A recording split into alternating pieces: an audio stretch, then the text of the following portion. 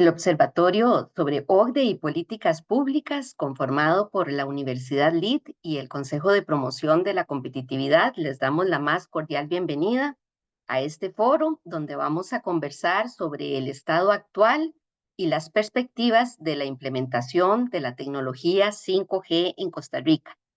Muy amablemente nos acompañan doña Cintia Arias, presidenta del Consejo Directivo de la Superintendencia de Telecomunicaciones. Bienvenida, doña Cintia. Don Yandel Salazar, director de operaciones de Radiográfica Costarricense. Muchas gracias, don Yandel, por estar con nosotros. Don José Pablo Rivera, director de Comunicaciones de Liberty. Bienvenido, don José Pablo. Y don Adolfo Cruz, presidente de la Cámara de Tecnologías de Información y Comunicación, CAMTIC. Muy bienvenido y muchas gracias por sacar su tiempo para conversar sobre este tema importante. 5G es un tema con grandes impactos para toda la población, pero que no toda la población logra entender. Es un tema bastante técnico y es un tema también que ha tenido un desarrollo legal particular en Costa Rica. Entonces tiene bastantes aristas que vamos a estar tratando en este foro. Solo como marco, recordar que 5G, ¿verdad? Es la quinta generación de tecnología móvil. Repaso algunas definiciones muy básicas porque tenemos público de diferentes personas que conocen y otros que no tanto.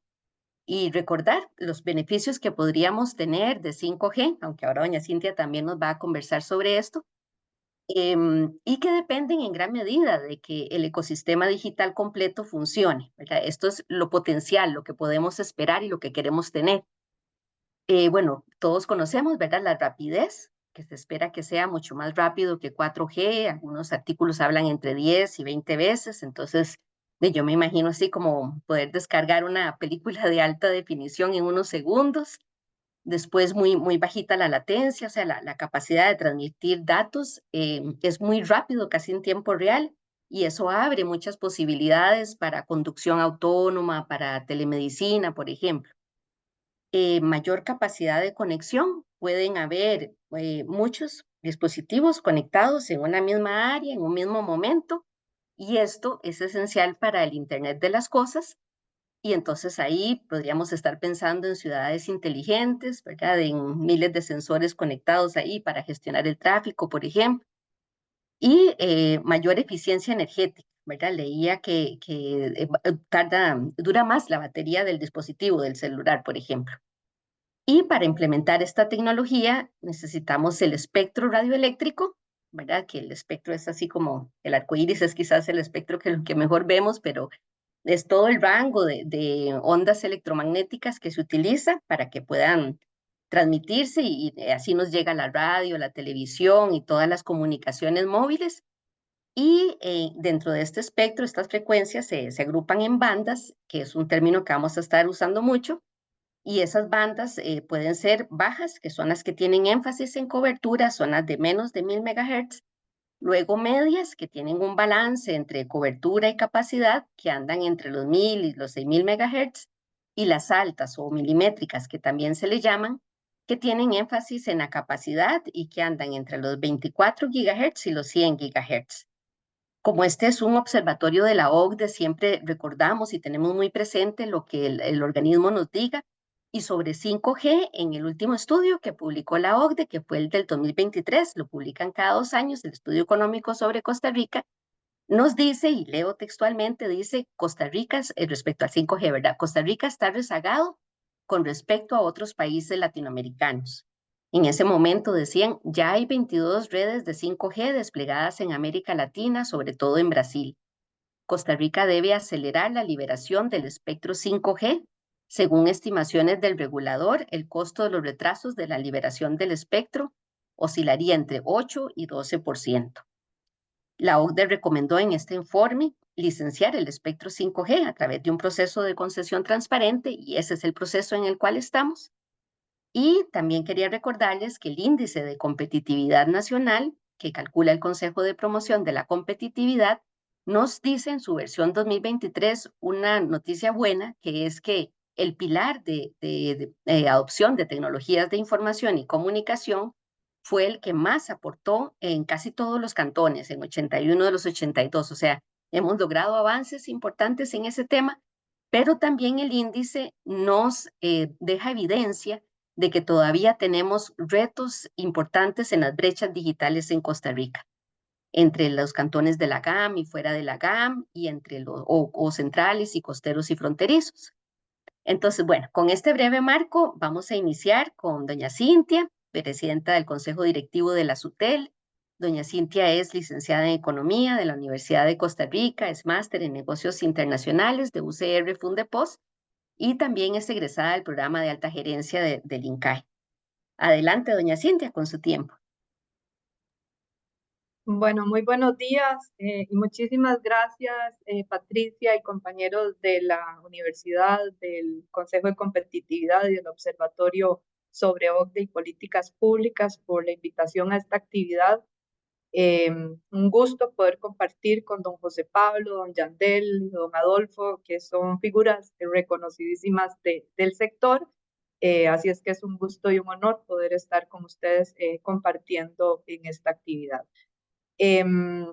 La organización del evento me ha solicitado a hacer, digamos, como un primer acercamiento sobre 5G y sobre todo sobre el estatus del proceso licitatorio que inició el pasado 31 de julio con la publicación del cartel final de licitación.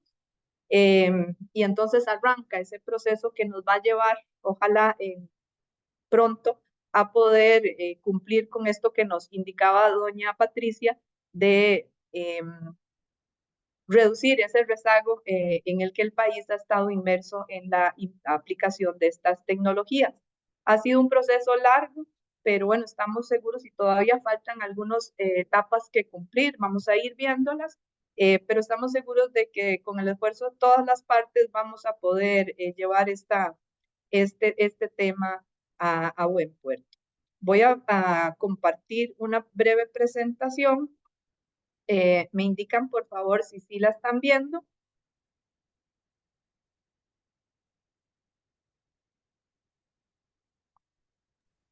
Ok, bueno, creo que sí se está compartiendo. Sí, perfecto. Empezaríamos entonces hablando un poquito sobre esto que nos introducía Patricia. Y es el destino final hacia lo cual queremos llegar con la implementación de la tecnología 5G.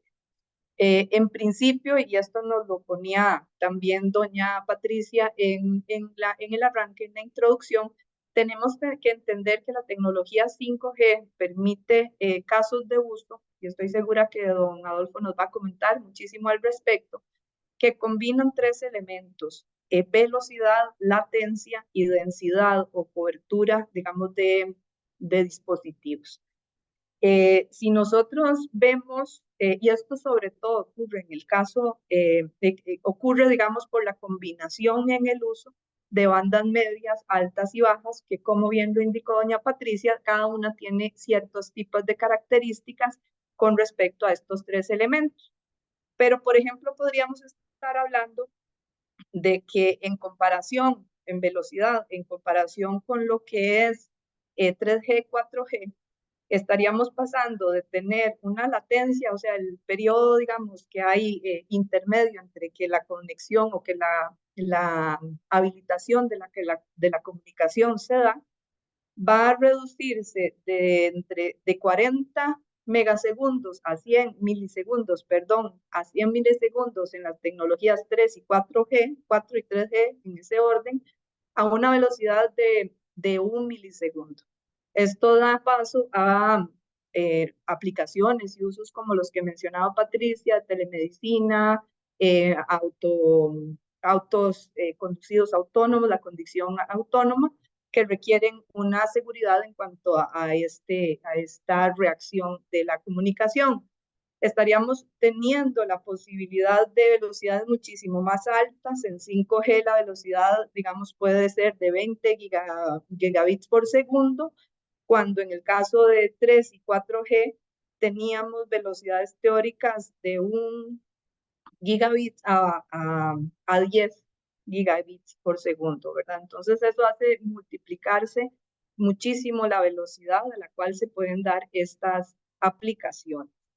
Y además de eso, como bien lo indicaba Patricia, también permite una conexión mayor de dispositivos. 5G permite que por cada kilómetro de despliegue de infraestructura hayan aproximadamente 1 millón de dispositivos conectados. No estamos hablando de personas, sino de dispositivos. Y entonces eso genera casos de uso y aplicaciones muy importantes. Un segundo punto que es importante de considerar es, bueno, ¿qué hemos perdido? ¿Cuáles son los beneficios en los que nos hemos retrasado en esto que nos comentaba también Patricia?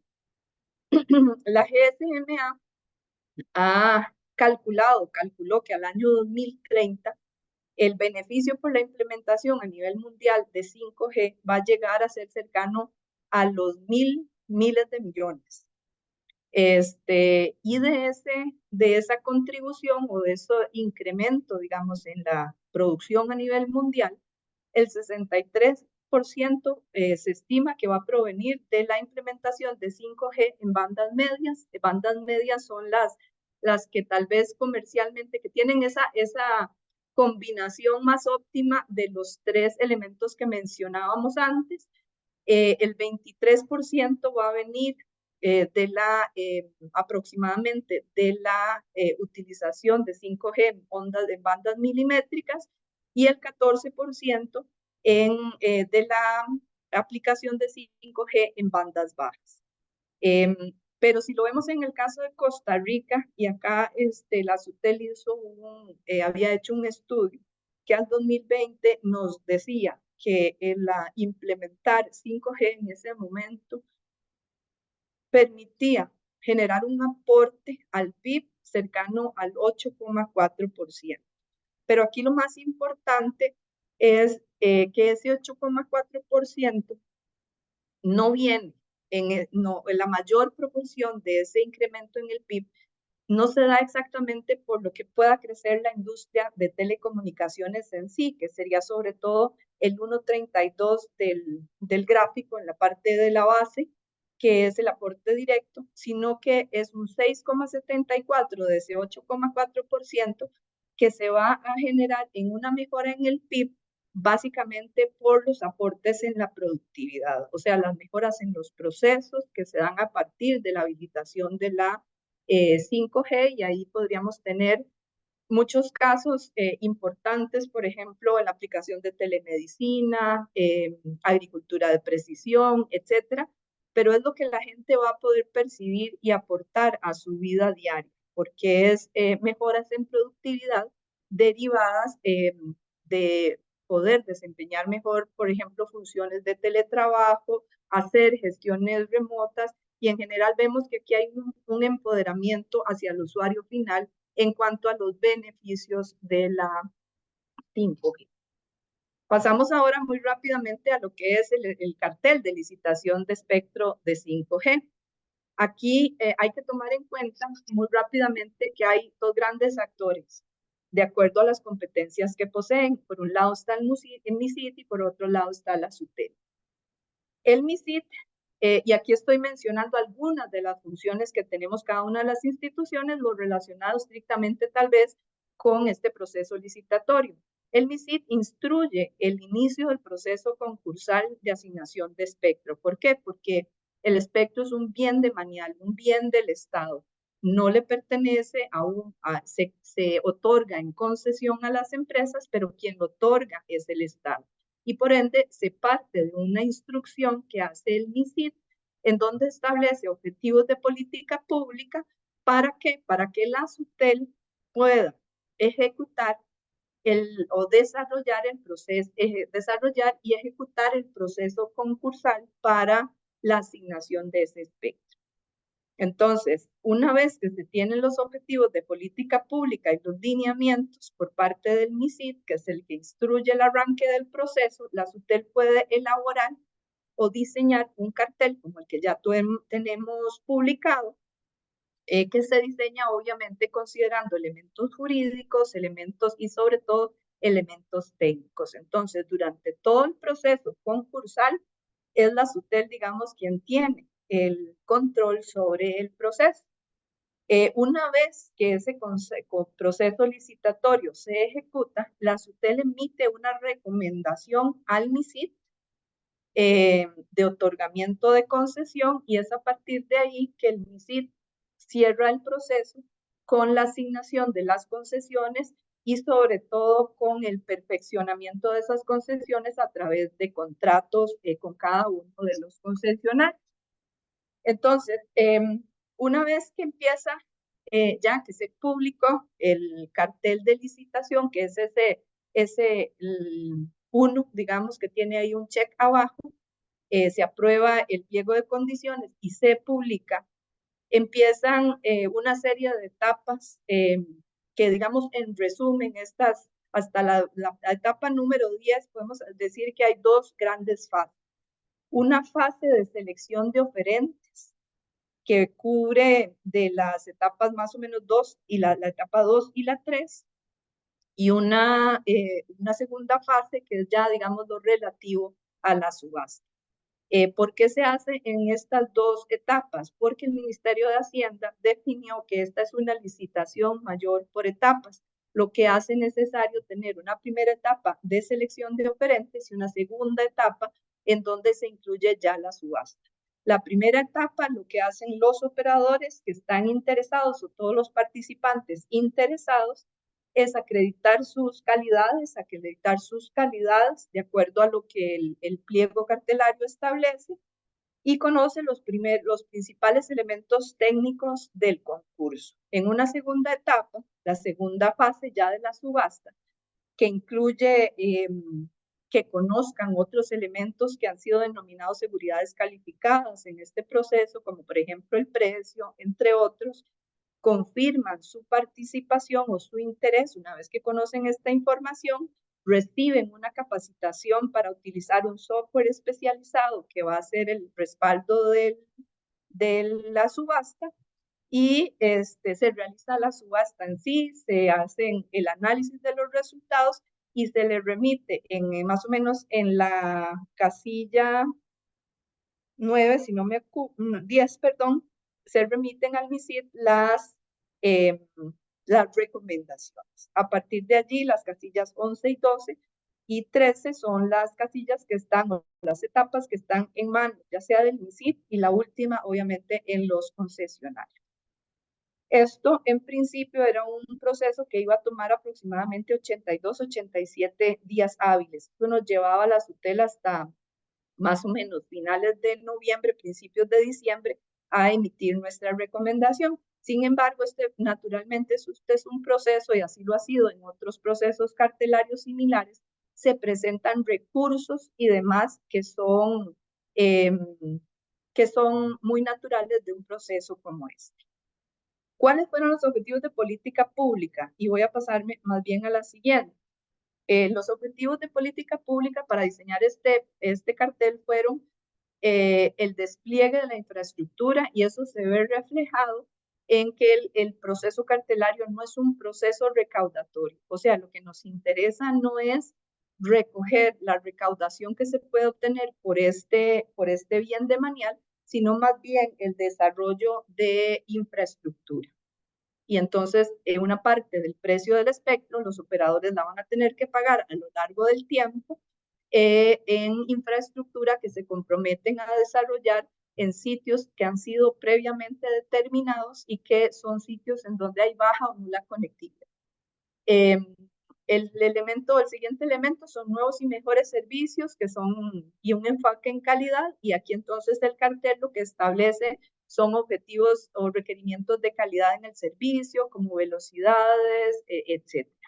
El tercer elemento importante es la competencia, promover la competencia y evitar la concentración de espectro, y esto sobre todo se ve reflejado en el cartel con unas condiciones que no permiten que que nadie ingrese teniendo más del 35% del espectro para IMT, habilitado para IMT del país, ni salga del concurso más de esa proporción. También hay incentivos a nuevos operadores entrantes, lo cual apoya el tema de la competencia, y se establecen requisitos de admisibilidad de plazo de despliegue distintos para estos nuevos operadores. Y el último elemento muy importante es que se disponga de espectro para redes regionales móviles. Entonces, en una segunda etapa del proceso concursal, va a estar dirigido a operadores que no tengan espectro y que vayan a poder terminar de cubrir ciertas partes del país prioritarias para el desarrollo de la conectividad en el país. Este cartel que se publicó en junio, el 31 de julio, perdón, en julio del año 2023 había sido objeto de una consulta previa. En ese momento se recibieron 233 observaciones de 13 participantes. Esas observaciones, de esas 233 observaciones, 104 no implicaban ningún cambio en el cartel y de las 129 restantes, la mayor parte correspondieron a ajustes de forma, a temas de despliegue, a dudas y algunas observaciones sobre despliegue de infraestructura, requisitos de admisibilidad, condiciones de operación y disposición de anchos de banda. ¿Qué es lo que está, digamos, en el cartel? En el cartel está un total de 3.740, si mi memoria no me falla, 3.740 megahertz que están distribuidos en diferentes bandas que han sido sacadas a licitación. De esas, 90 megahertz corresponden a las bandas bajas de 700. Esta es una banda especial para coberturas rurales.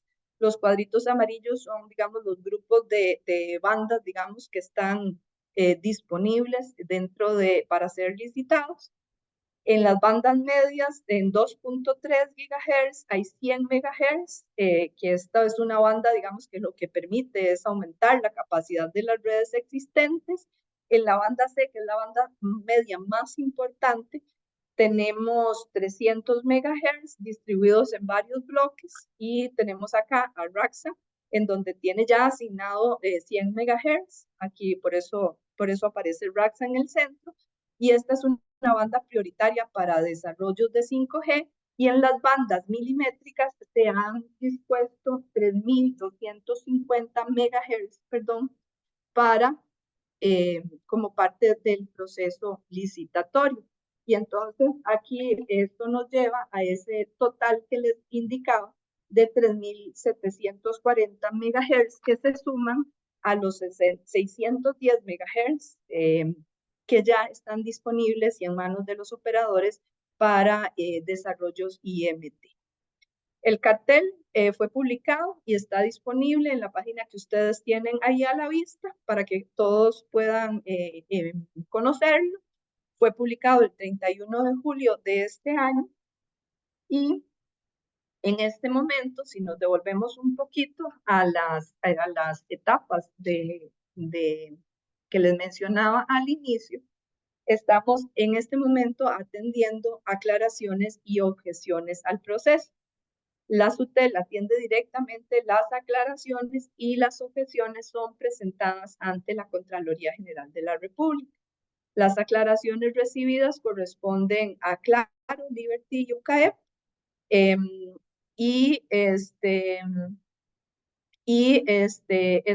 tenemos un plazo al día de hoy para responderles.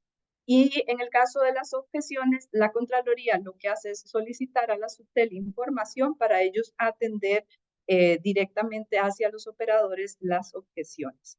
Este proceso puede ser itinerante, o sea, nos pueden solicitar información, nosotros tenemos plazo hasta el 27 de agosto para responderles a ellos y una vez que ellos analicen la Contraloría esa información, podrían requerir más información. Entonces, acá entramos en una, digamos, de alguna forma, alguna indefinición del plazo hasta que todos estos recursos sean atendidos a cabalidad. Entonces, pues básicamente esa era la introducción al tema que tenía preparada para ustedes y con todo gusto, pues más adelante podemos atender las dudas respectivas. Así es que muchísimas gracias y espero que este contexto general pueda servir de base para las presentaciones de mis compañeros de panel. Gracias. Muchísimas gracias, Cintia. Muy interesante esta idea que nos decía Cintia, que el mayor aporte en producción vendría por la productividad, ¿verdad? Porque aquí estamos hablando de hacer más con lo que tenemos y estamos hablando de la posibilidad de poder mejorar ingresos, de facilitar el trabajo, de hacer más eficientes las industrias y de tener mejores ingresos y ojalá bien distribuidos. Tenemos una oportunidad histórica como país muy, muy interesante. Y gracias, Cintia, y vamos a continuar con don Yandel Salazar, quien es director de operaciones de Radiográfica Costarricense. Don Yandel es ingeniero eléctrico y posee una maestría en Administración de Negocios del INCAE y tiene más de 20 años de experiencia en el campo. Adelante, don Yandel. Bueno, buenos días. Muchísimas gracias. Agradecer definitivamente la oportunidad de estar acá y de hablar y de compartir de lo que nos gusta, ¿verdad? En mi caso, me apasiona. Son más de 20 años de estar con la tecnología móvil desde que arranqué y bueno, compartir un poco con los compañeros de acá, con doña Cintia, José Pablo y don Adolfo es verdaderamente un honor. Voy a compartir una pequeña presentación que preparé para ilustrar un poco algunos de los conceptos básicos. Me avisan cuando ya la vemos. Sí, ya se ve ahí y ahorita sí ya Ya, se ve en modo presentación. Ujú. ya la tenía. Muchísimas gracias. Bueno, es inevitable arrancar con la misma filmina que mostró doña Cintia. Ahora, siempre que hablamos de 5G, tenemos que explicar básicamente qué es lo que hace que esto sea un salto generacional. Em, Cuando hablamos de qué hace que una tecnología tenga un verdadero salto generacional, en 1G era muy fácil identificarlo, ¿verdad? En 1G teníamos básicamente servicios de voz y el aprovechamiento que se hacía del espectro era muy pobre. En 2G hacemos un cambio en la modulación, en la forma en que se empaquetaban los datos o la información a través del espectro y podíamos transmitir mayor información y ya teníamos servicios de datos o servicios como USSD o mensajería corta. Teníamos un salto generacional. En 3G pudimos alcanzar servicios de hasta 1 gigabit por segundo y metíamos más información en el mismo espectro. Como decía usted, doña Patricia, hacer más con lo mismo. El espectro acá es el tema clave. Es el recurso que es finito, es el recurso que es escaso, es el recurso que todos queremos tener. Y hacer un uso eficiente de ese espectro es el que salta o el que dicta que es un salto generacional realmente. Con 3G lo estábamos alcanzando. Definitivamente con 4G tuvimos un salto generacional. Sin embargo, con 5G hay todo un boom, hay toda una expectativa de por qué 5G es tan emocionante, por qué hablamos tanto de 5G. Si bien es cierto, con el mismo espectro podemos hacer más y tener mucha más alta velocidad o manejar un volumen de tráfico mucho más alto, 5G tiene otras características que hacen que sea un habilitador. A mí siempre me gusta definir 5G como lo que es. 5G realmente no es más que otra red de conectividad, ¿verdad? Lo que hacíamos con 1G, 2G, 3G o 4G, lo podemos hacer también con 5G. Es otra red de conectividad. Sin embargo, estas tres características hacen que rompa lo que tradicionalmente podríamos hacer con las tecnologías legadas y que podamos tener mayores posibilidades. La posibilidad de conectar masivamente dispositivos hace que se abra todo un mundo para el IoT, para el Big Data, para la inteligencia artificial. La posibilidad de que tengamos baja latencia y que sea altamente confiable hace que todas aquellas casos de uso de emisión crítica ahora sean posibles. En el fondo, no hay nada que 5G per se traiga. 5G no inventa el IoT, ni el Big Data, ni la inteligencia artificial. 5G no es un paquete de software que yo descargo de la red y mágicamente hace un montón de cosas. 5G, como les decía, es el habilitador. Cosas que antes podíamos hacer con fibra, pero por el lento despliegue de fibra o el alto costo de despliegue de fibra, hacían que los casos de uso no se pudieran desplegar. Imagínense conectar cientos o miles de dispositivos utilizando fibra óptica.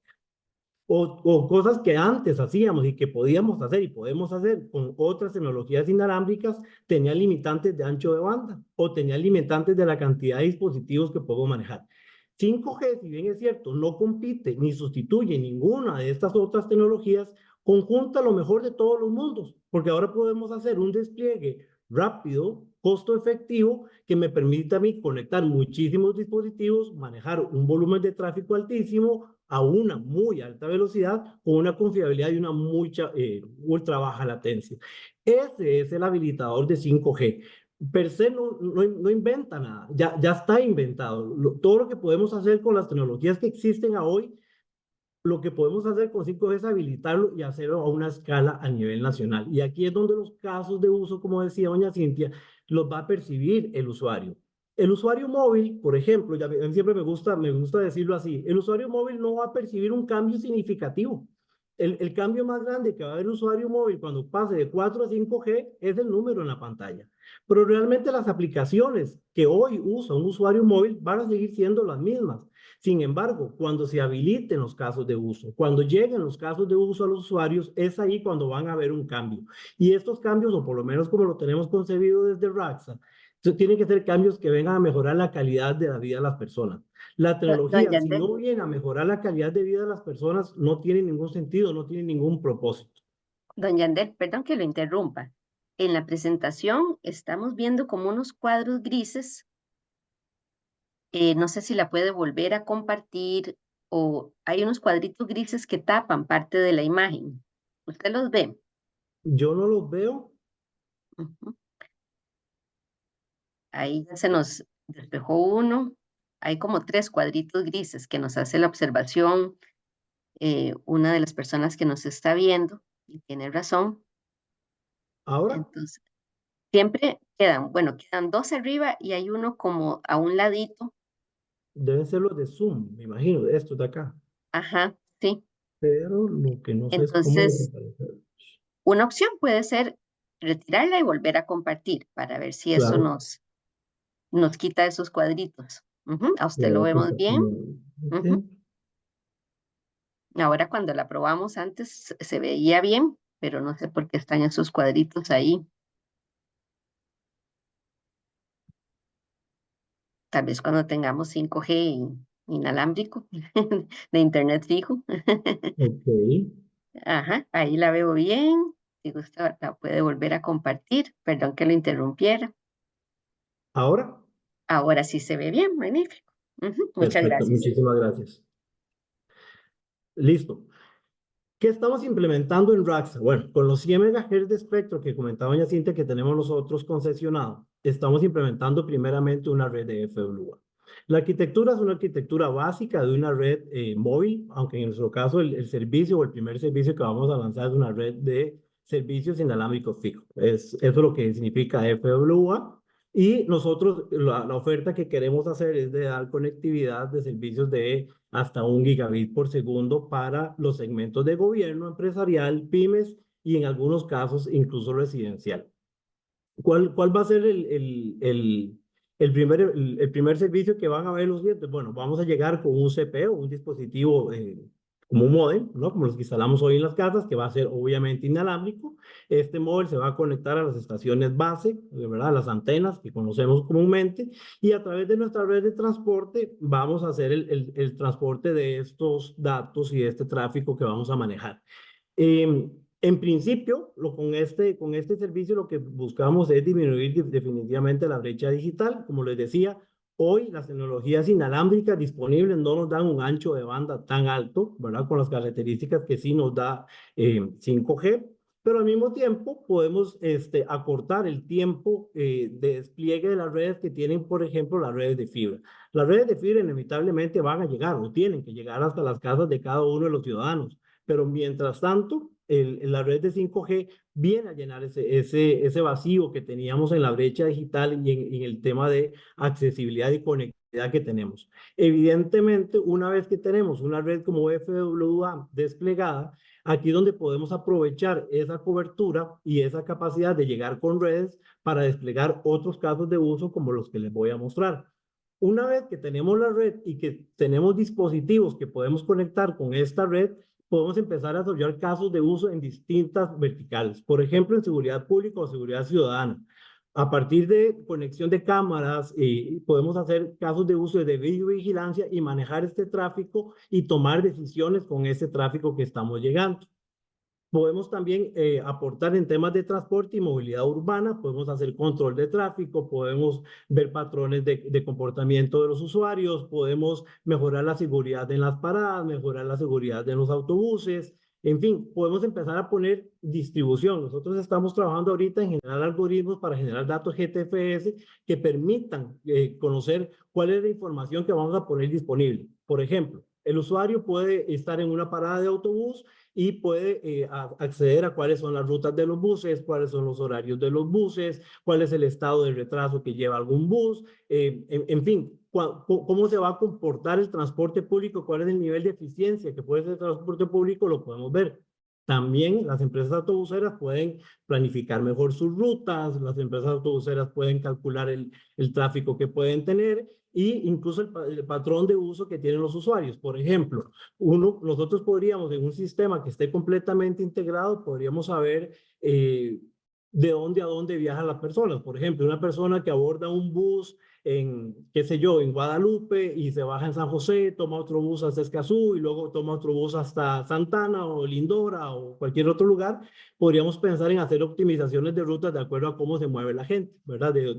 Podemos ver los patrones de dónde vive la gente y a dónde trabaja la gente y empezar a planificar las rutas para que sean más eficientes.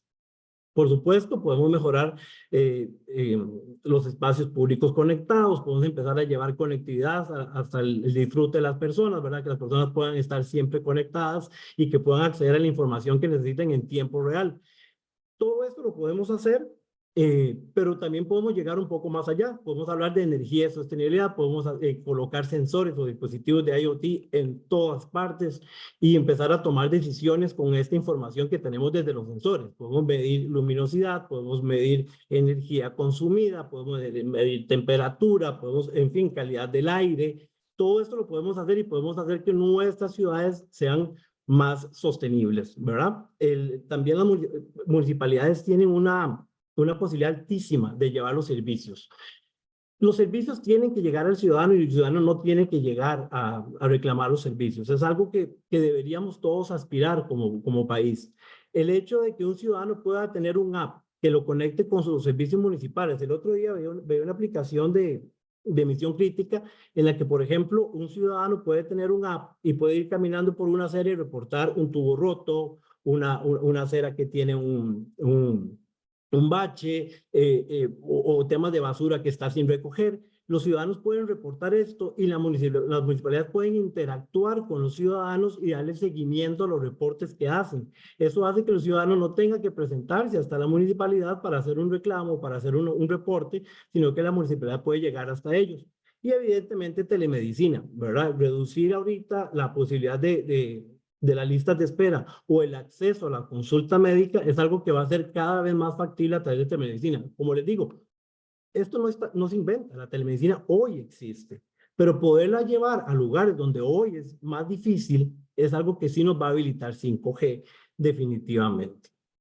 Existen otros casos de uso que no estoy mencionando acá, pero también tienen que ver los casos de uso de agroindustria, los casos de uso que tienen que ver con logística, lo que son puertos, aeropuertos, temas de seguridad en puertos y aeropuertos también, es algo que podemos habilitar. Y por supuesto, la industria de la automatización, aquí es donde la baja latencia y la cantidad de dispositivos que podemos conectar vienen a jugar un papel totalmente clave a la hora de desplegar 5G. ¿Cuáles son los retos que tenemos para el desarrollo integral de la red 5G? Ahorita definitivamente es el fomento de la investigación y desarrollo. Ustedes no tienen idea de la cantidad de empresas y de actores del mercado que se nos han acercado para empezar a hablar del desarrollo de casos de uso. Definitivamente la introducción de 5G es algo que viene a potenciar y que definitivamente mueve la maquinaria y hace que ese PIB que mencionaba doña Cintia empiece a crecer.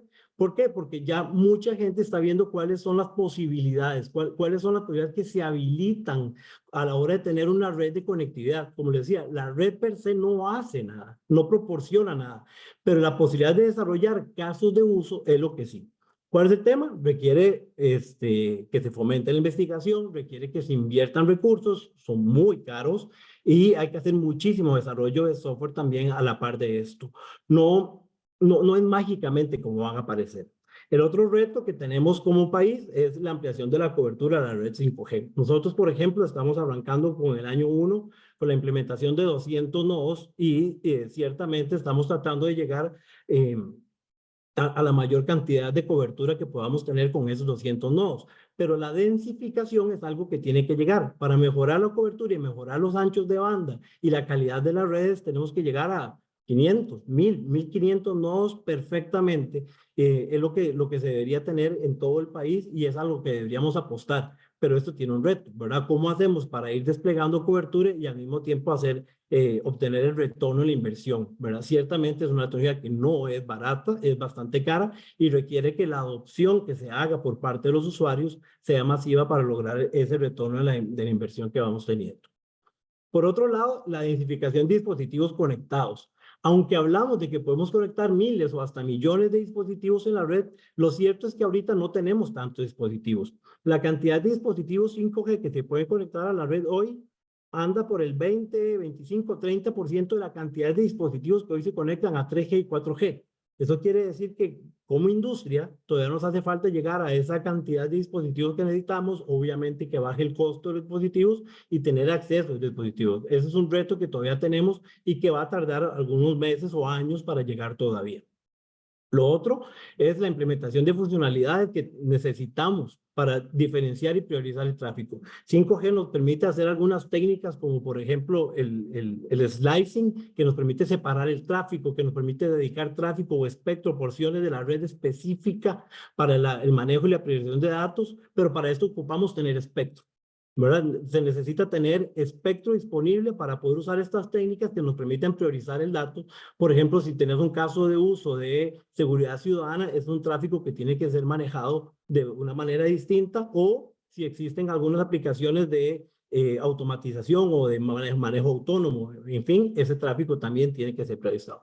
Lo último es la implementación del Edge Computing. Esto es algo que tiene que llegar, ¿verdad? Para hacer que aquellas aplicaciones que son sensibles a la latencia o al retraso en la transmisión, necesitamos que la computación o los elementos de computación estén cerca de las aplicaciones. Aquí es donde algunas ofertas que vienen con 5G, como las redes privadas o las redes empresariales, vienen a colaborar, porque lo que hacemos es colocar no solo la cobertura, sino también colocamos el cerebro de la red y la aplicación de la red en las premisas del usuario. Con esto buscamos definitivamente hacer que aquellas aplicaciones sensibles a la latencia no sean sujetos de ningún problema por transmisión en la red y demás. Pero esto es caro. De nuevo, colocar el cerebro de la red en la propia premisa del usuario es algo que tiene un costo. Esto va a tomar tiempo. 5G y los beneficios de 5G van a llegar, pero requiere tiempo. Tenemos que entender que 5G, aunque hemos presionado muchísimo y es lo correcto, 5G requiere una maduración natural. La tecnología tiene que madurar, la oferta o disposición de aplicaciones tiene que llegar, los dispositivos tienen que llegar, y yo creo que definitivamente el mundo va en esa ruta, pero que bueno, estamos empezando por el paso 1. El paso 1 ahorita es desplegar las redes y ofrecer servicios de conectividad y obviamente empezar a pensar y a diseñar los casos de uso que vamos a desplegar para llegar hasta los ciudadanos, para mejorar esa productividad y mejorar la calidad de vida de los ciudadanos. Muchísimas Esta gracias. es la introducción. Sí, muy amable, don Yandel. Rescato este tema del servicio inalámbrico fijo, ¿verdad? Que nos abre una puerta interesante para reducir la brecha digital. Quizás más adelante se puede referir a este tema, ¿verdad? De los equipos adicionales que se requieren y cómo podríamos hacerlo. Y vamos a continuar con don José Pablo Rivera. Don José Pablo es economista de la Universidad de Costa Rica y tiene una maestría en Economía Ambiental de la Universidad de París I, y tiene una gran experiencia en temas de regulación de telecomunicaciones. Así que adelante, don José Pablo.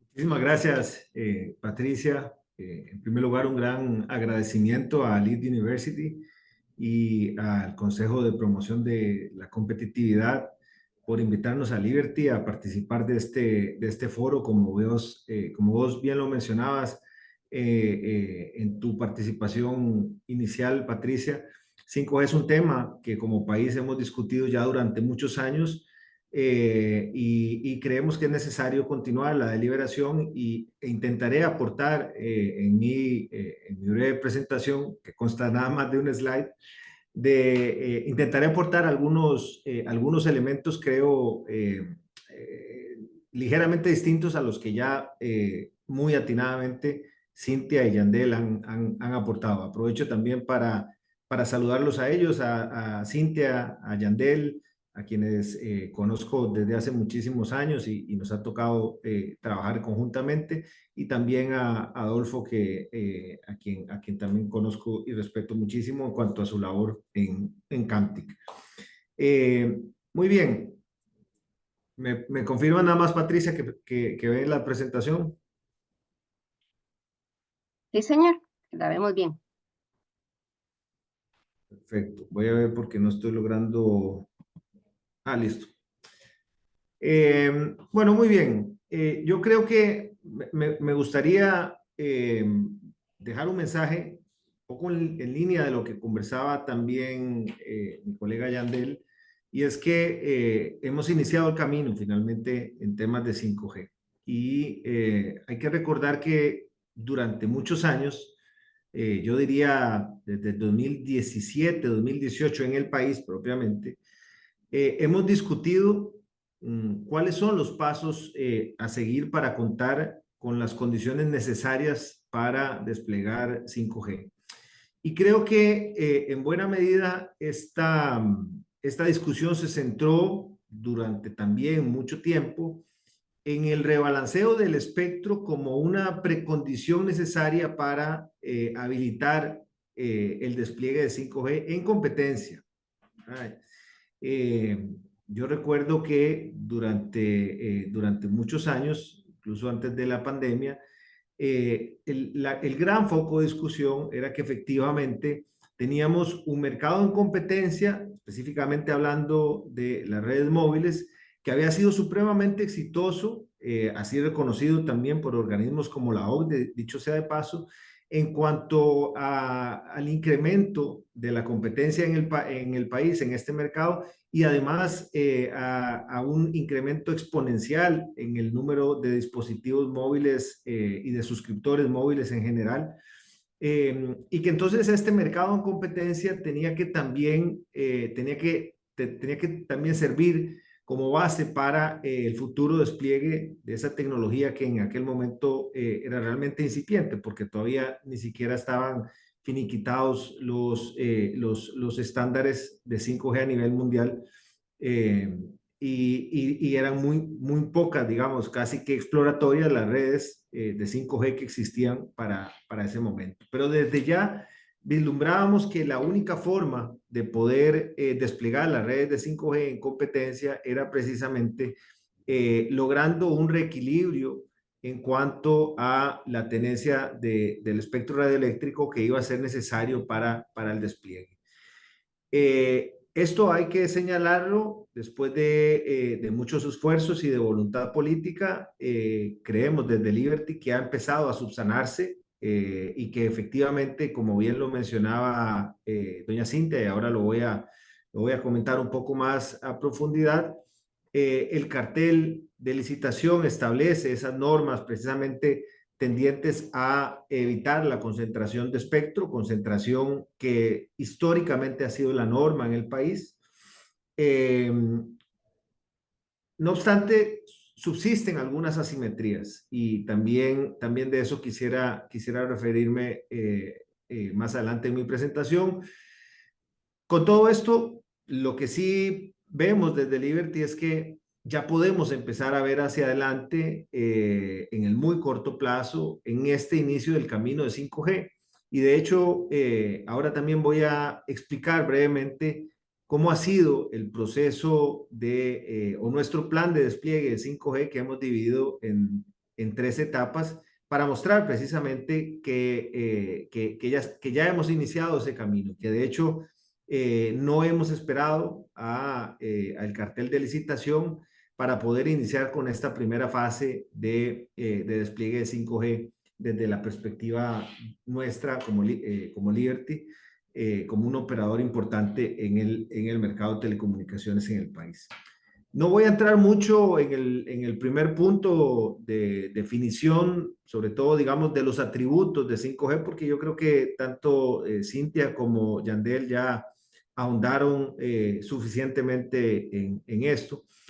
Sí me gustaría detenerme un poquito en el tema de cuáles son los requerimientos para poder desplegar 5G en el país. El primero de ellos, lo comentábamos inicialmente también, es contar con espectro. Y contar con espectro en diferentes niveles, eso que vos mencionabas, Patricia, tanto en bandas bajas, medias y también pensando, digamos, en un mediano o largo plazo en bandas altas o milimétricas. Pero es necesario entonces contar con ese espectro. Básicamente los operadores tenemos ya en nuestras concesiones alguno de ese espectro que puede servir para desplegar preliminarmente algunas redes de 5G, como en nuestro caso, ahora lo voy a ahondar un poco, pero esencialmente entendemos que es fundamental el espectro que en este momento está disponible por parte del Estado y que se ha incluido en el cartel de licitación que también doña Cintia ya comentó de forma detallada y que me gustaría, como les decía, pues dar algunas consideraciones sobre él.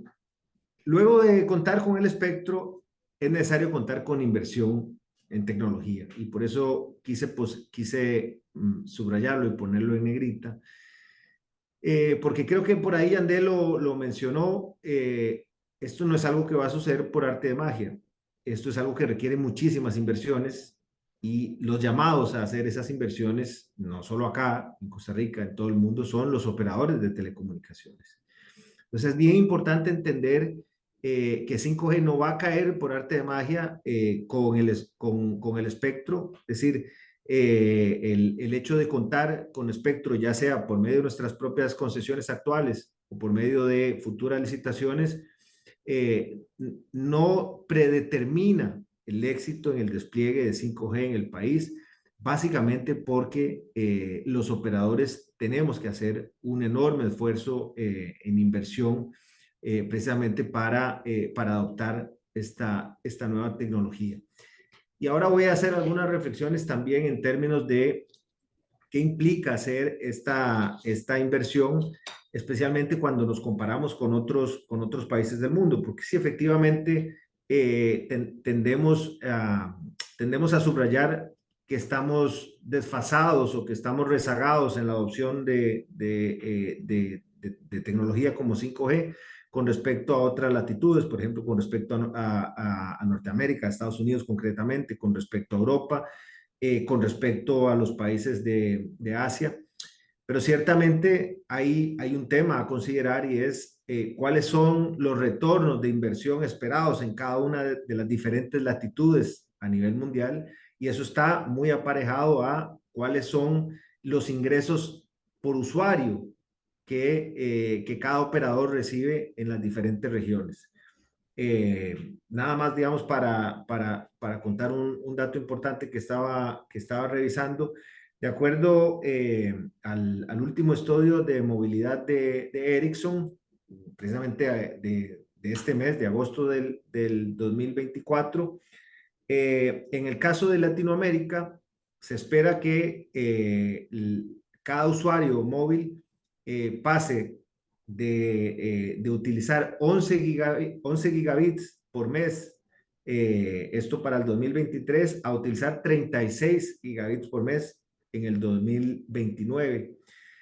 Y es básicamente el mismo crecimiento anual que se espera va a suceder en los usuarios por ejemplo, de Estados Unidos, que se espera van a pasar de 19 a 51 en este mismo periodo.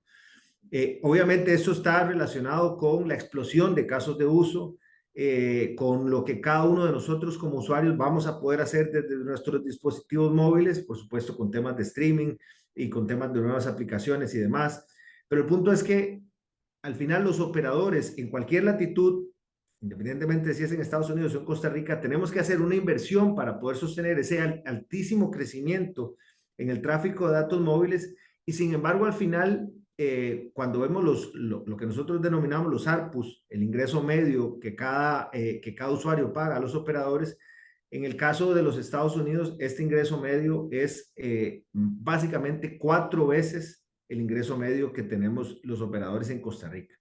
Entonces, tenemos que hacer el mismo esfuerzo inversor, que básicamente incluso uno podría hilar más fino, decir que a mayor cantidad de usuarios, mayor economía de escala y por lo tanto podría, digamos, obtener mejores precios para efectos de las inversiones que se requieren, pero para simplificarlo, vamos a decir que tenemos que hacer el mismo esfuerzo inversor para sostener la alta demanda creciente en datos y en datos móviles con un ingreso esperado que es 4 veces menor. Entonces, por supuesto, creo que es importante que cuando hablamos, digamos, de todo lo que esperábamos tener en términos de 5G, no perdamos de vista que finalmente detrás de eso hay una inversión necesaria que además tiene que ser sostenible. Tiene que ser sostenible en el largo plazo para que efectivamente podamos hacer los despliegues a nivel nacional con todas las capacidades que todos como usuarios esperamos, ¿no?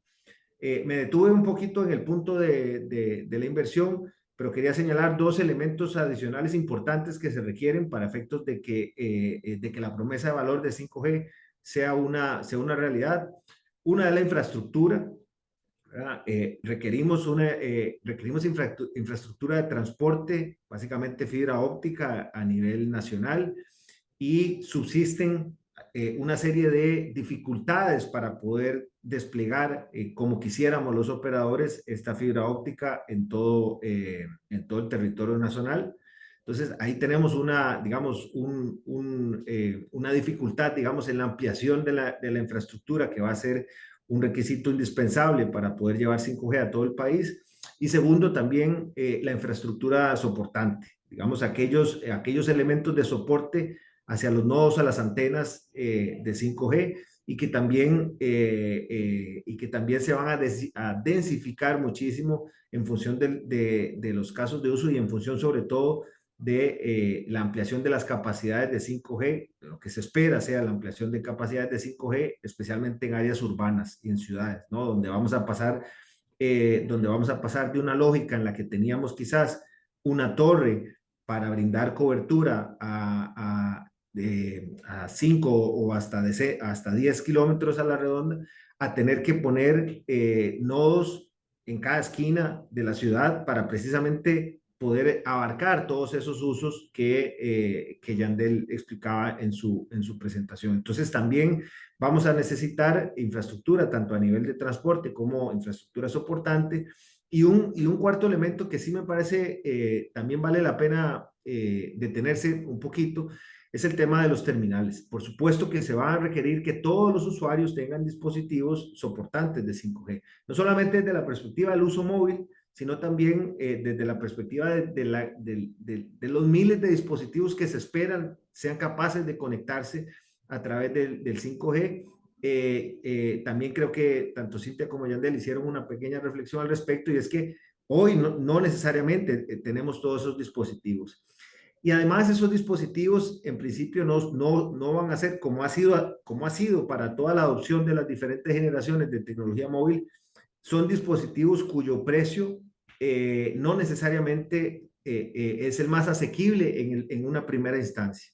Estamos en una fase en la que, pese a los desarrollos que ya tenemos en los diferentes países alrededor del mundo en cuanto a 5G, todavía los dispositivos 5G siguen siendo sustancialmente más caros en promedio que los dispositivos que ya soportan 4G.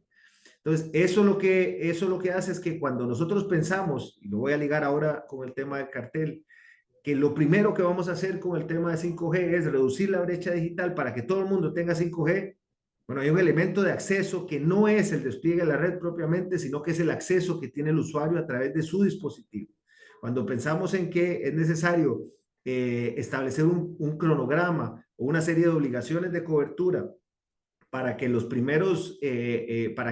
primeras áreas del país que tengan acceso a 5G sean las áreas rurales donde hay muy poca densidad poblacional, hay que preguntarse con qué capacidad de conexión van a tener estos usuarios o si van a tener la capacidad de tener en el cortísimo plazo estos dispositivos. Desde nuestra perspectiva, nosotros estamos haciendo un esfuerzo también por buscar nuevos dispositivos y por traer al mercado dispositivos soportantes de 5G, pero la realidad es que el ecosistema a nivel mundial todavía presenta un rezago en términos de poder presentar o poder traer dispositivos a bajo costo que vayan a ser asequibles para toda la población. Yo creo que esto, esta vertical que quería conversar de requerimientos es bastante importante, sobre todo para que nos quedemos con la idea de que 5G no es arte de magia y que requiere una serie de condiciones y de requerimientos para poder explotar en cuanto a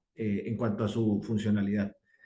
En cuanto a los usos, voy a ser muy rápido acá. También más o menos lo hemos conversado. Podríamos hablar de usos móviles o de movilidad, es decir, en nuestros dispositivos celulares. Podemos hablar también de usos fijos, como la solución que presentaba Yandel de FWA. Podemos hablar de usos masivos, es decir, más pensando, digamos, en nosotros usuarios, en nuestra cotidianidad, o de usos industriales, que es, digamos, en esencia una de las grandes promesas de valor de 5G, que es precisamente poder dotar a sectores productivos y a diferentes industrias y a diferentes verticales industriales de nuevas capacidades y de lo que mencionaba Cintia al inicio, ¿no? De poder generar una ganancia en productividad a partir de estas nuevas aplicaciones, que vuelvo y reitero, algo que también se dijo anteriormente, requiere que el ecosistema esté preparado. No solamente requiere el despliegue de la red, pero también requiere que estos dispositivos y aplicaciones industriales estén listas. En cuanto, también me gustaría señalar que cuando estábamos discutiendo preliminarmente hace algunos años el tema de 5G, yo creo que lo veíamos muy monolítico como país, ¿no? Decíamos, ¿cuándo va a haber 5G? Como si fuera en blanco y negro. La realidad es que el tema de 5G exige un despliegue paulatino y así ha sido en todo el mundo. Entonces, básicamente, para hacerlo muy resumido, la gran mayoría de países han iniciado sus despliegues con un 5G non-standalone. Esto quiere decir con un 5G que se apalanca sobre las redes existentes, que se puede hacer ya sea mediante compartición del espectro que tenemos con otras redes, por ejemplo, compartición del espectro 4G, que es el caso de DSS, Dynamic Spectrum Sharing, o digamos que son las siglas para abreviar esta técnica, o bien teniendo espectro dedicado a 5G, pero siempre anclado en la arquitectura de la generación anterior de 4G. Nada más para que tengamos una idea, también de acuerdo a la GSA, que es la Asociación Mundial de Suplidores de Dispositivos, más o menos alrededor del mundo hay 585 despliegues de operadores que han desplegado redes de 5G, de los cuales, de todos esos 585 despliegues, más de 500 siguen siendo todavía basados en non-standalone, basados en NSA. Entonces, estamos hablando de que los despliegues, que es el segundo elemento de esta vertical, de este punto 4, en standalone, que quiere decir que ya vamos a tener una arquitectura de red plenamente en 5G, no solamente espectro dedicado a 5G, sino arquitectura de red, el core, todos los elementos de acceso exclusivos de 5G. Eso nos va a tomar tiempo como país poder desarrollarlo. Y más adelante, poder ir avanzando hacia un estadio de 5G Advanced, que es básicamente en donde definitivamente la tecnología nos va a permitir avanzar en todos los casos de uso. No sé, Patricia, si ¿cómo se llama? Me pasé un poquito mi tiempo, si tengo todavía un par de minutos para terminar. Yo estoy seguro que a doña Cintia le hubiera encantado ver mis observaciones sobre el cartel de licitación. Quizá no se pueda referir al respecto, pero... Si gusta, tomamos un minutito más para lo del cartel. Muchas gracias. Yo creo que ya Cintia explicó bien en qué consiste esta licitación.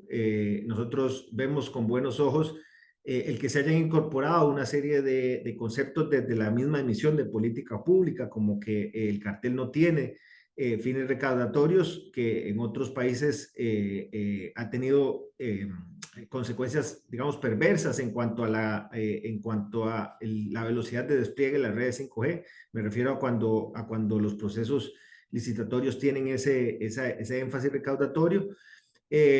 No obstante, nosotros sí hemos apuntado, y Cintia lo decía transparentemente, lo hemos apuntado en nuestra solicitud de aclaraciones y modificaciones ante SUTEL y también ante la Contraloría General de la República, mediante un recurso de objeción, que hay algunas obligaciones de cobertura que efectivamente, desde nuestra perspectiva, no están siendo eficientes en el sentido de entender cuáles son los diferentes casos de uso que cada uno de los niveles, que cada una de las bandas tiene, ¿no? Entonces, nos parece que obligar a los operadores a tener una serie de obligaciones de cobertura que son bastante severas, bastante fuertes, especialmente en el caso de las bandas medias, en zonas donde hay muy poca población, resultará en un despliegue muy ineficiente, ¿verdad? Un despliegue ineficiente en términos de los recursos que se requieren, en términos de los plazos que se están exigiendo,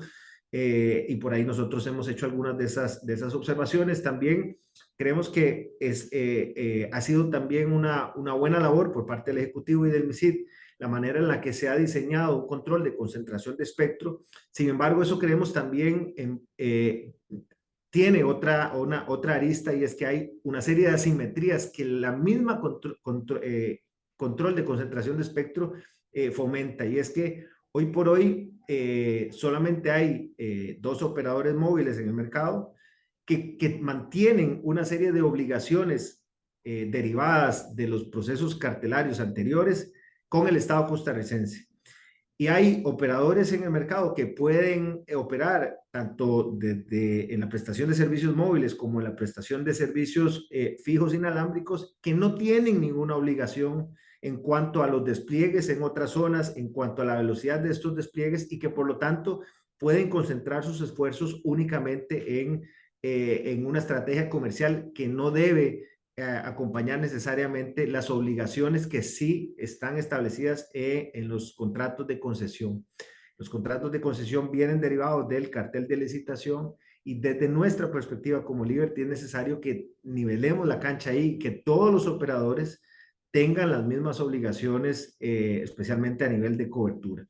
Nada más, digamos, una última reflexión en términos a las obligaciones, digamos, favorables o buscando atraer nuevos operadores entrantes. Nosotros no tenemos ninguna objeción al respecto. Lo que sí quiero llamar o lo que sí me gustaría señalar, porque creo que es importante, uno a veces lo escucha en la calle decir, hey, ¿por qué aquí no hay 4 o 5 operadores más? Bueno, los anteriores procesos cartelarios han estado abiertos. El segundo proceso cartelario, el 2016-2017, también tenía condiciones favorables para nuevos entrantes. La realidad del mercado, no hablo de Costa Rica nuevamente, de la región y en general del mundo, es a una reducción en el número de operadores, hablemos otra vez, digamos, del segmento móvil. Y esto es así por el tema de las inversiones necesarias y por el tema también de los rendimientos esperados por cada usuario. Entonces, no podemos pretender, digamos, como una expectativa realista, que se van a presentar 2 o 3 o hasta un nuevo entrante. Probablemente eso no suceda.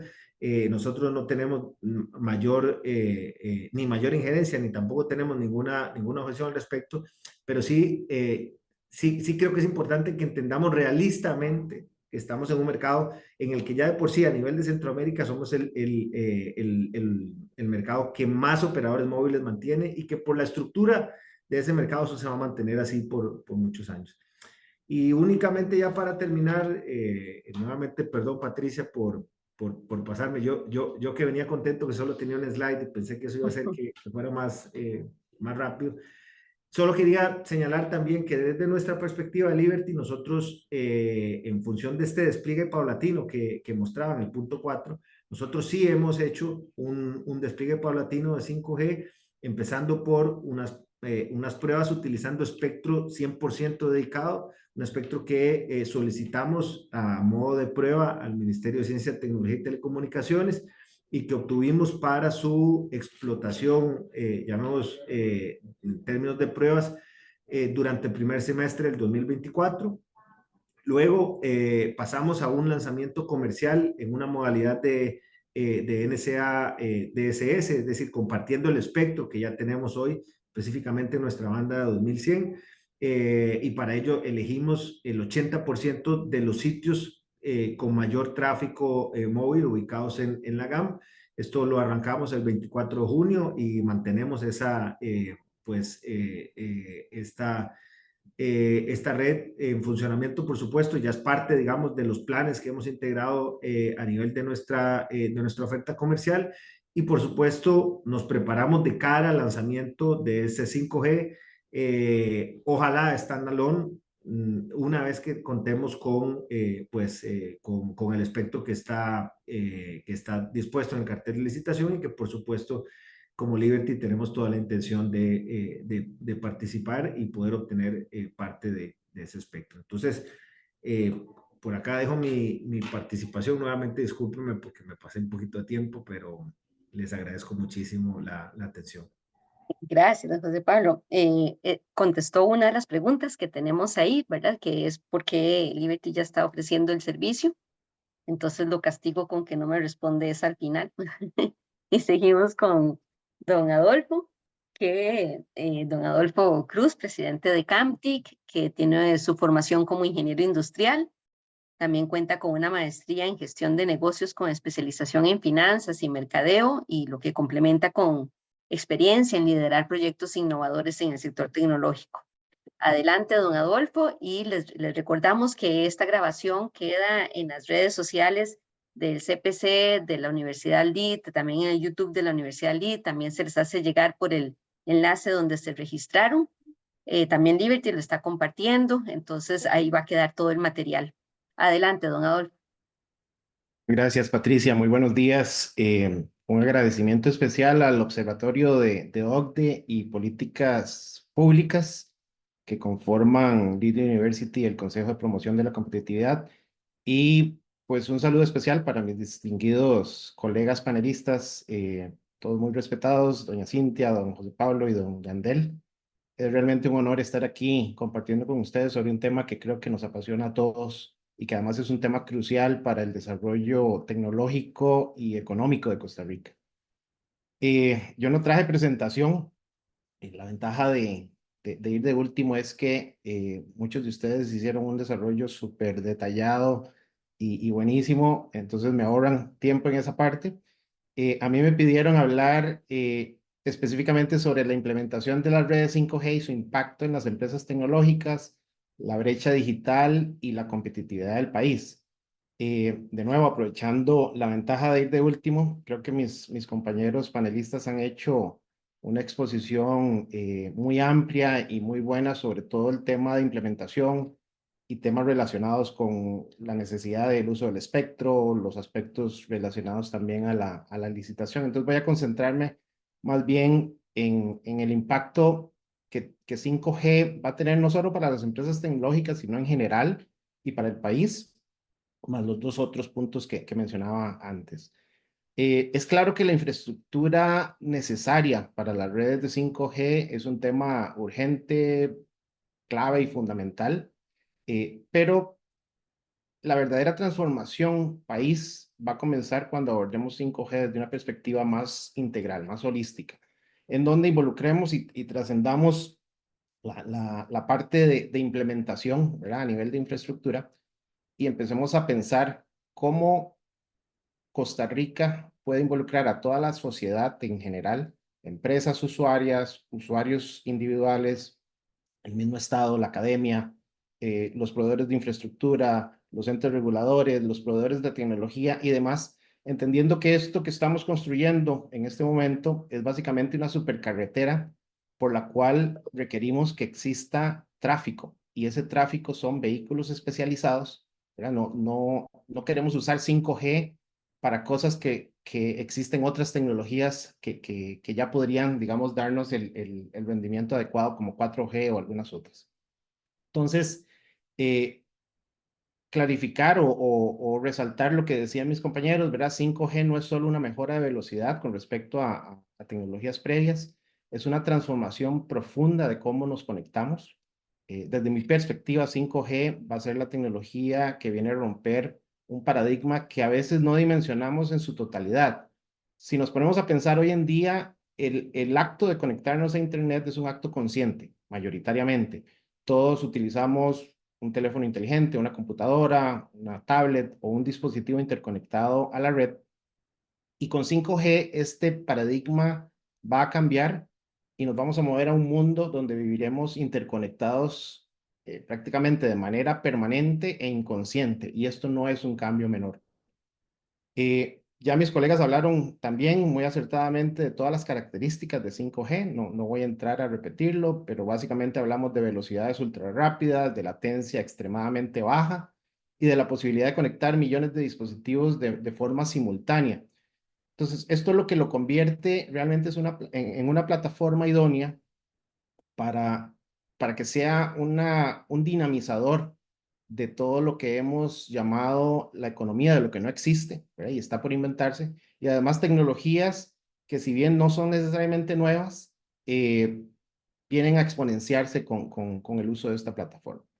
Costa Rica ha sido tradicionalmente un país que busca consolidarse como líder en innovación digital y convertirse en un hub tecnológico de la región, y 5G pues representa una oportunidad de oro para eso, de nuevo generando esa supercarretera que nos permita potenciar tecnologías existentes como la inteligencia artificial, el Big Data, realidad aumentada, realidad virtual y algunas otras, pero sobre todo para desarrollar tecnologías emergentes que se apalanquen en esas posibilidades que nos ofrece 5G, operar en tiempo real, con latencias imperceptibles, con anchos de banda que no hemos visto antes, y sobre todo con la capacidad de conectar millones de dispositivos de una manera estable y confiable.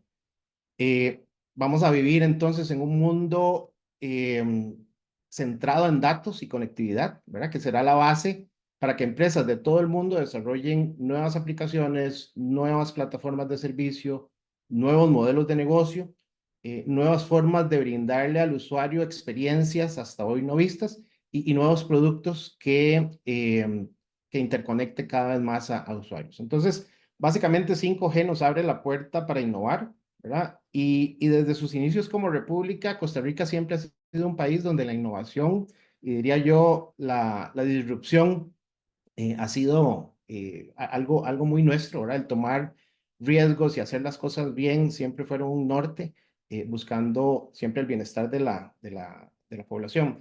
A mí me encanta una cita que hacía, una frase que dijo don José María Castro Madrid en su discurso ante el Congreso en septiembre de 1848.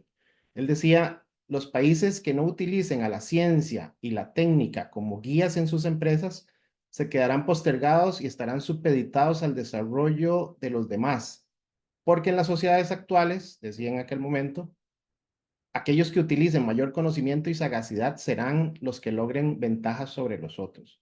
Es impresionante, ¿verdad? Que una cita de 1848 sea hoy más vigente que nunca, ¿verdad? Y existe una serie de ejemplos que nos han posicionado desde nuestros inicios como república como un país innovador, ¿verdad? Podemos hablar de ser una de las primeras ciudades del mundo con una red de iluminación pública y eléctrica, y como esto, una serie de ejemplos adicionales. Entonces, las empresas en particular tecnológicas de nuestro país están en una posición clave para aprovechar las oportunidades que brinda 5G. En un mundo donde probablemente el Internet de las cosas ya va a ser el Internet de todo, porque todo va a estar interconectado, las empresas van a poder desarrollar soluciones para diferentes industrias, porque esto es un eje transversal. La tecnología es un eje transversal y tarde o temprano todas las empresas del planeta terminaremos siendo empresas de tecnología orientadas hacia un vertical en específico. Pero entonces estas soluciones pasan por industrias como la salud, agricultura, transporte, educación, manufactura y muchos de los casos de uso que mis compañeros también mencionaron. Y dividido, diría yo, en dos grandes focos. Uno, el tema de poder generar innovación en productos y servicios, ¿verdad? Todas estas características que tiene 5G permitirán el desarrollo de soluciones, ¿verdad? Como la realidad aumentada y virtual en tiempo real, sistemas autónomos, la posibilidad de transformar sectores claves como la educación, ¿verdad? Tener educación hecha a la medida de la manera como la persona aprende para que sea mucho más efectiva, de una manera más integral y visual, telemedicina y algunas otras, de nuevo, que ya han sido mencionadas en este foro. Y además, otra parte importante es que abre la puerta a la creación de nuevos modelos de negocios que hoy no existen, básicamente porque la tecnología no lo ha permitido hasta hoy, ¿verdad? Muchos de ellos basados en analítica de datos en tiempo real, en la masificación de lo que hemos visto, el boom en los últimos años de la inteligencia artificial, sobre todo en procesos productivos. Y esto no es otra cosa más que facilitar que las empresas costarricenses se posicionen de manera mucho más efectiva en mercados globales. Ya mis compañeros de nuevo han hablado de casos de uso, pero quisiera retomar algunos que creo yo que son áreas claves en donde Costa Rica podría hacer cosas interesantes y que de hecho ya las está haciendo. Eh, el primero tiene que ver con el tema de agricultura inteligente. Costa Rica, ¿verdad? Tiene un sector agrícola fuerte en donde perfectamente se puede dar una integración entre el sector tecnológico y el sector agrícola, de manera tal que se aprovechen todos los beneficios de tecnologías convergentes sobre 5G para que este sector, digamos, sea más efectivo, más innovador, el uso de sensores y drones que monitorean en tiempo real factores como la calidad del suelo, la humedad, la aparición de enfermedades en específico, el estado de las plantaciones, etcétera, etcétera. Esto permitiría que los agricultores puedan además optimizar insumos que hoy representan costos importantes para ellos, como es el agua, fertilizantes, pesticidas, mejorando en términos generales la productividad y mejorando los costos de manera tal que sean más competitivos. Aquí creo que el punto clave es ante grandes extensiones y plantaciones, digamos, que tengan áreas geográficas grandes, es el análisis en tiempo real que va a permitir la toma de decisiones y el actuar de manera oportuna y eficiente. La segunda también fue mencionada, tiene que ver con telemedicina en zonas rurales. Este es un país en donde la mayoría de los servicios principales están concentrados en el área metropolitana. 5G permitiría eventualmente llevar servicios médicos mucho más avanzados a las regiones remotas de Costa Rica, ya sea a través de consultas virtuales en tiempo real, utilizando videos de alta definición, incluso con dispositivos conectados, ¿verdad? Que permitan monitorear remotamente a los pacientes. Si hablamos en términos más avanzados, incluso la posibilidad de generar cirugías remotas en donde el movimiento del médico en la ciudad se traduce en movimiento de un robot en la zona rural. Y esto pues básicamente pues cerraría o ayudaría a cerrar la brecha en el acceso a los servicios de salud en comunidades rurales y eventualmente zonas indígenas también. Doña Andel mencionó el tema de ciudades inteligentes. Esto es un tema gigantesco, ¿verdad? Y él fue muy amplio en esa parte, pero básicamente sensores que nos permitan optimizar el tráfico, el alumbrado público, automatizado, sistemas de seguridad, sistemas que nos permitan además medir y monitorear la calidad del aire de manera tal que podamos tomar decisiones en términos de transporte público y demás. Un área en donde creo que Costa Rica además tiene un potencial interesantísimo es el área del turismo.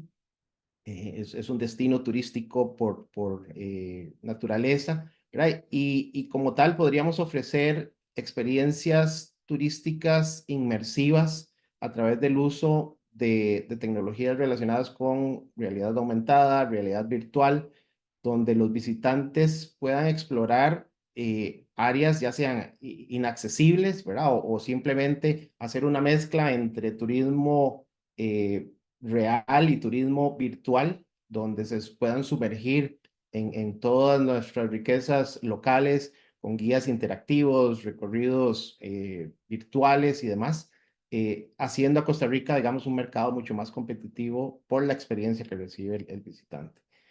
Y finalmente, el tema de lo que tiene que ver con manufactura y logística avanzada es un área en donde ya hay empresas costarricenses que, si bien no lo están haciendo sobre 5G, se van a ver apalancadas con esta plataforma, y tiene que ver con el crecimiento de fábricas inteligentes.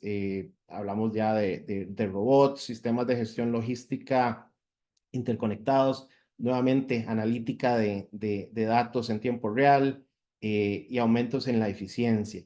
Entonces, son áreas en donde lo que tenemos son oportunidades interesantísimas, no solo de desarrollar nuevas tecnologías, nuevos productos y servicios, nuevas experiencias para el usuario, sino también de integrar la posibilidad de que el sector de tecnología trabaje de la mano con otros sectores más tradicionales, como los que mencionaba anteriormente, de manera conjunta, coinvirtiendo y aprovechando justamente esas oportunidades. Eh, a nivel de brecha digital, pues José Pablo mencionaba muy claramente que esto no es un proceso, ¿verdad? De chasquear los dedos y que ya vamos a tener 5G. No es así aquí en Costa Rica, no es así en el mundo. Este es un proceso que va a tomar su tiempo. 4G y 5G van a convivir por varios años. Eventualmente incluso nos cruzaremos en algún momento con 6G. Pero a nivel del tema de brecha digital, creo que 5G puede ser una herramienta poderosa para poder, digamos, potenciar la conectividad en áreas rurales donde el acceso a Internet ha sido limitado. Todo esto entendiendo lo que muy bien también decía José Pablo, que esto tiene que ser tener un balance entre la lógica del negocio de los operadores y las necesidades del país. Al final tiene que ser un modelo win-win para que sea funcional y que la inversión se pueda dar de una manera adecuada. Y también el poder tener o ofrecer acceso a servicios esenciales, como los que mencionaba, ¿verdad? Teleeducación, telemedicina, de forma tal que esa brecha digital se vaya cerrando. A nivel de competitividad país también, pues sí, hemos tenido un atraso importante en todo este proceso. Y aquí podemos ver las cosas de dos maneras, ¿verdad? Quejarnos por el retraso que hemos tenido, o aprovechar el retraso justamente y todo lo que falta para que finalmente podamos empezar el proceso de despliegue para prepararnos como país y sacarle el máximo provecho, conocer y aprender de las experiencias que otros países que van adelante nuestro han tenido, y evitar cometer errores o copiar aciertos que estos mercados hayan tenido. A nivel de competitividad, creo que el principal efecto va a estar en mantenernos vigentes como destino en cuanto a atracción de inversión extranjera directa. El no contar con esta tecnología nos pone en desventaja ante otros países, y pues básicamente nos va a hacer más atractivos. Eh, Mencionaba antes también el tema de la mejora en la eficiencia, sobre todo a nivel de industrias y a nivel de servicios que optimicen sus procesos a través de esquemas de automatización. Y creo que además Costa Rica tiene una serie de características que van no solo por su ubicación geográfica, el acceso a talento humano y algunas otras. Nos permite también tener una ventaja competitiva a nivel regional. Y creo que es aquí donde deberíamos apostar como país en la articulación de esa conjunción de todas las partes para justamente tener esa ventaja competitiva mucho más tangible y definida con un plan estratégico que podamos seguir. Ahora, como toda cosa positiva, 5G trae una serie de retos, ¿verdad? Y estos retos pasan no solo por los procesos largos, intensivos en el tema de inversión de capital que ya se mencionaron, sino también porque conforme avance el despliegue y el uso óptimo de este tipo de redes, con billones literalmente de dispositivos conectados, vamos a estar generando cantidades inimaginables de datos en áreas como analítica de datos, inteligencia artificial, se van a ver exponenciados. Y por otro lado, esa misma cantidad de datos generados y compartidos nos va a presentar el reto del manejo de estos mismos datos en términos de la privacidad. Vamos a tener discusiones éticas y legales sobre cuál es el manejo debido de este tema. Tendremos que discutir marcos regulatorios que ya de por sí están en la Asamblea. Y es un tema en donde típicamente la tecnología siempre va delante de la legislación y como tal, como país, tenemos que tomar las decisiones correctas. Adicionalmente, hay un reto, ¿verdad? Que es un reto que se hizo muy tangible hace un par de años con el tema de la ciberseguridad. Al tener esos millones o billones de dispositivos interconectados, pues básicamente lo que se abren son puntos de acceso que pueden vulnerar la seguridad. Ya no hablemos de las redes, sino en general de los sistemas a nivel empresarial o a nivel personal, creando nuevos y mayores riesgos que vienen con toda nueva tecnología. Esto no es un tema relacionado necesariamente a 5G, pero que como país tenemos que atacar.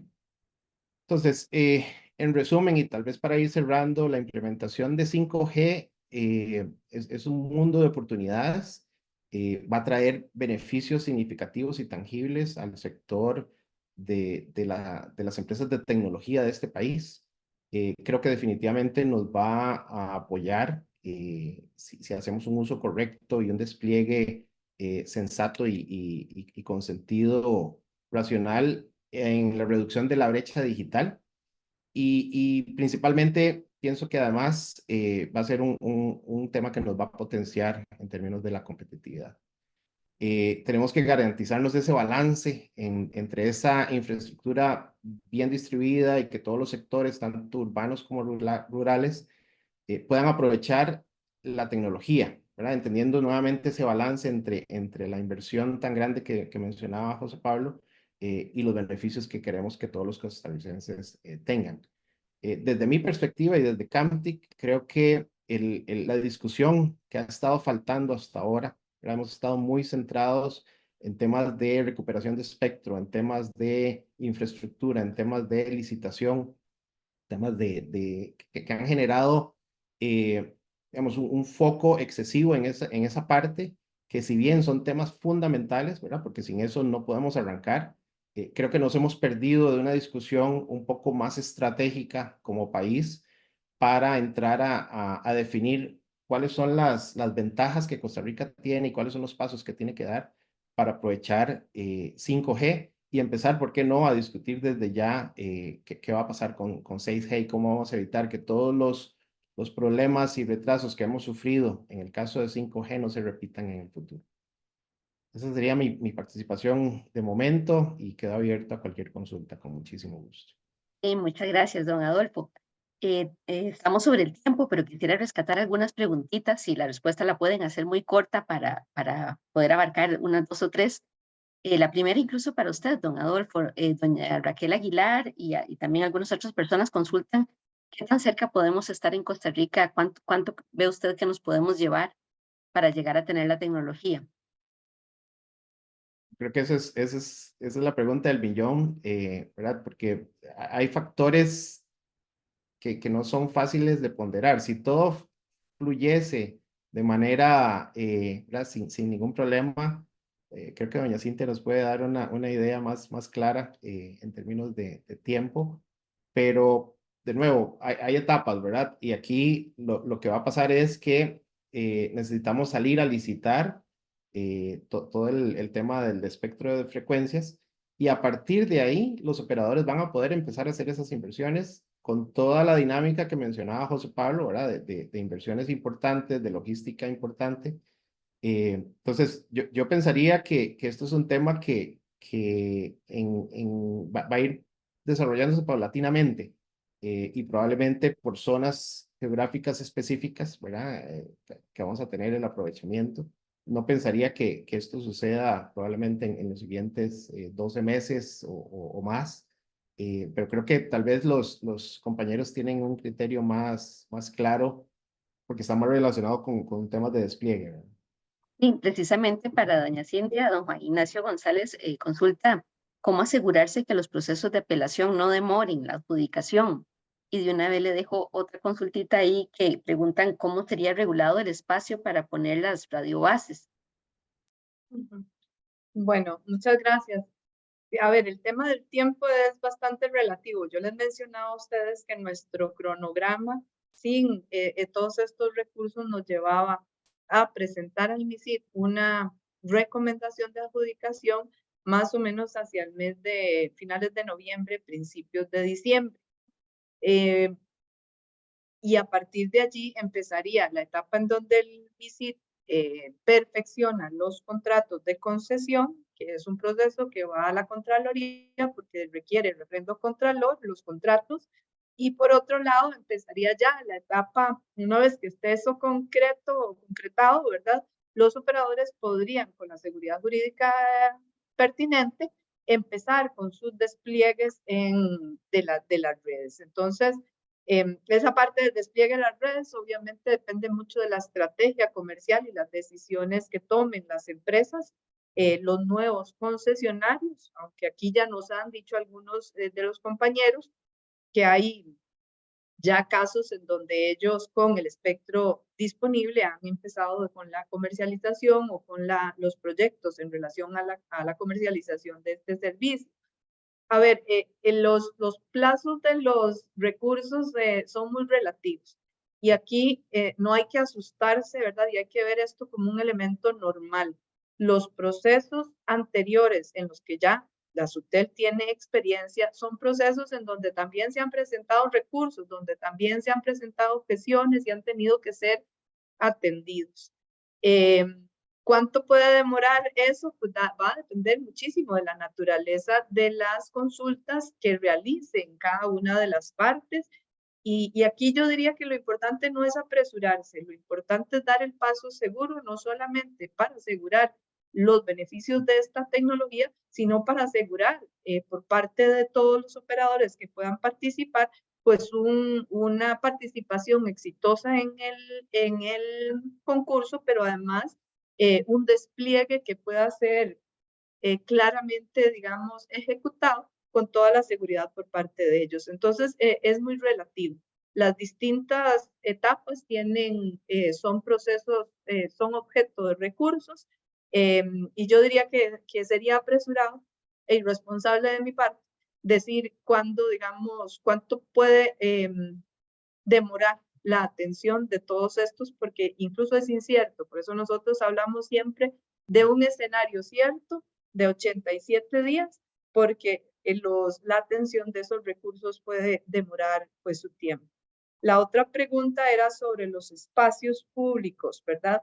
Aquí hay una ley, la 10.216, que estableció una serie de reglamentos o que se han venido ejecutando y desarrollando en el tiempo, que regulan estos reglamentos los cobros que se hacen, por ejemplo, por el uso de azoteas en espacios públicos y demás. Entonces, estos reglamentos definen, digamos, esos elementos para espacios públicos. Para espacios privados, pues lógicamente ya entra en una negociación entre las partes y los montos pues van a ser parte de esa negociación.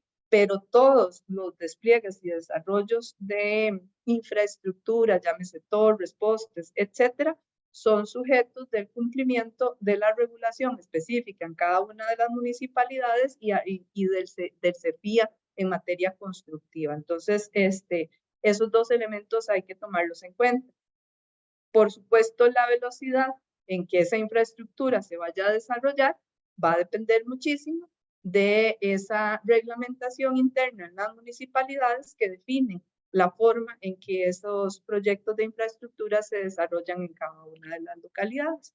Y por eso la infraestructura, como bien lo decían los compañeros, son después del espectro o es después del espectro un elemento habilitador fundamental.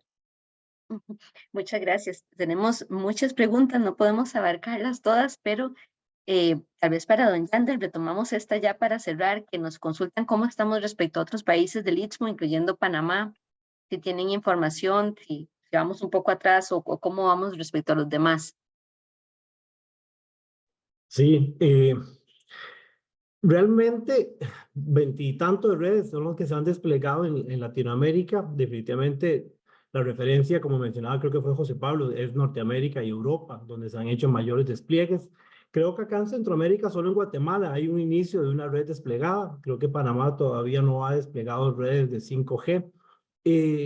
Pero realmente no es una competencia, realmente. O sea, aquí lo que hay que pensar es cómo vamos a llegar con las redes, en qué momento van a llegar y en qué momento vamos a empezar a disfrutar de las bondades o los beneficios de esa promesa de valor que mencionamos, ¿verdad? Inicialmente, la red va a ser solo conectividad y paulatinamente vamos a ir desplegando, desarrollando los casos de uso. El tema es que los casos de uso, en la mayoría de los casos, requieren de política pública, ¿verdad? Son proyectos país en muchísimos casos, ¿verdad? Cuando hablamos de verticales como movilidad urbana, seguridad ciudadana, salud y demás, no es solo tener la infraestructura, no es solo tener el espectro, no es solo tener los dispositivos, ni siquiera solo tener las aplicaciones. Se requiere articular como país para que todos los beneficios de 5G lleguen. Entonces, realmente, más allá del despliegue de infraestructura, existe una verdadera presión por enfrentar todos los retos que todavía tenemos para poder habilitar los casos de uso y las bondades que 5G nos da. Muchísimas gracias. Bueno, vamos a cerrar acá. Agradecemos la participación y el tiempo de todos los panelistas, de los participantes. Gracias, generó muchísimo interés, muchas consultas. Y se despide de ustedes Patricia Leitón, soy analista del Consejo de Promoción de la Competitividad y en nombre del observatorio les damos las gracias.